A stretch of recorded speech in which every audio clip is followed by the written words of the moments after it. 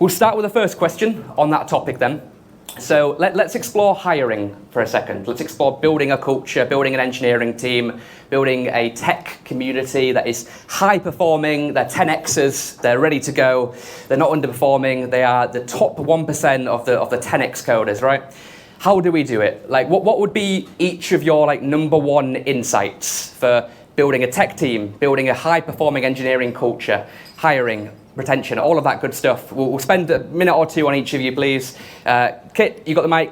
Kick us off, close to your mouth if possible, please. In your nicest, clearing, most public speaking voice, how do we build the best tech team possible? Well, assuming everyone can hear me okay, I would say do it now because there's a lot of talent on the market, which is unfortunate, obviously, with the last year and a half. However, what I saw 21 months ago was a very, very competitive environment. And even as listed business, there was a reasonable amount of turnover in the engineer. Just speaking about engineering product management teams, a lot of turnover. So now would be a good time to do it.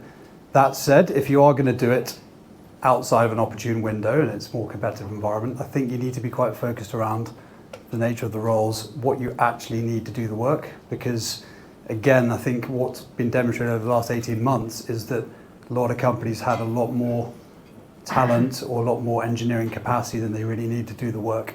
So I'd say be quite specific, think very lean, and then work with a good external firm to help you. Hello. We've seen that right across the board, right? It's been everyone from, I would say Twitter, but X and Meta and Google. Everybody's let people go. You're right, the market was flooded. It's still competitive. There's a lot of people out there, but to get to the good people, you're right. This is why we exist. But Chris, what would be your advice for building a culture, mate? I mean, that's the thing I was going to say, actually. That first you need to know what your culture is. What are the key principles that you want to hire for? What are the key things about how you exist? And I would say that those, there's a lot I could say about this, but they're kind of in different categories. So there will be 2 or 3 perhaps core values that you would go to the wall for, that people will criticize you for, it could be taken too far, that differentiate you from your competition. Those are the key values to know about your team and your company.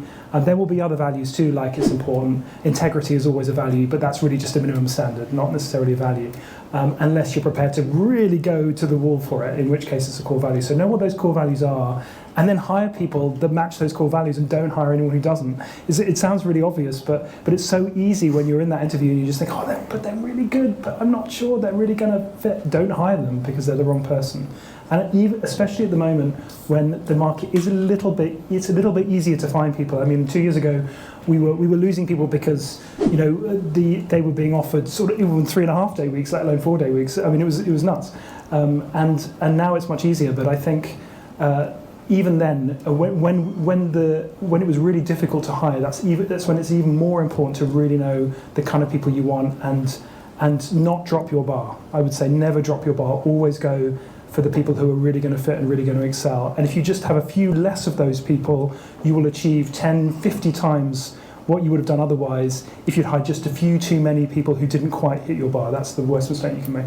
And you literally have this on your careers page, because when I was interviewing your co-founder on our podcast a few weeks back, he was walking me through the careers page, and you have the values literally instilled on. There was one, like a running one. Do you remember what this is at the top of your head? Kipchoge, not Bolt. That's one of our favourites. So Kipchoge is an incredible marathon runner who managed to run a marathon in under 2 hours. And what's interesting about that is that he is clearly not Usain Bolt, right? He is clearly not going to be able to match him at a 100-meter race. But what we said that we want in our team is that we want people who can not run as fast as Usain Bolt runs and then burn out after a lap of the track, but it's people who can consistently run 4-minute miles in what they're good at and what they can do.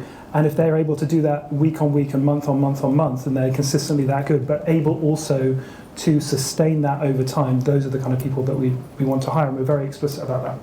Awesome. Let's finish with yourself. Same question, biggest advice, biggest tip, one lesson.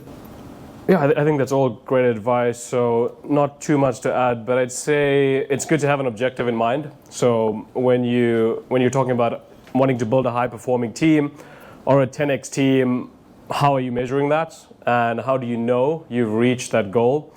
So I'm a big fan of the accelerate metrics. If you're looking at building a high-performing squad or engineering team, whether you're a startup or a big company, the currency is usually speed. How quickly can you execute? And I think world-class engineering teams, 10x engineering teams, they're able to build things really quickly to add value to your customers.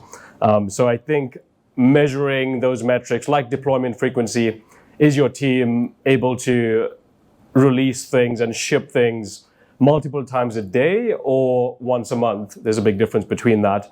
And I think your hiring needs to be essentially, the output of the results you're seeing. So if you're not getting the deployment frequency that's putting you in that category, then it probably means you need better talent density and you need to look at your team as well.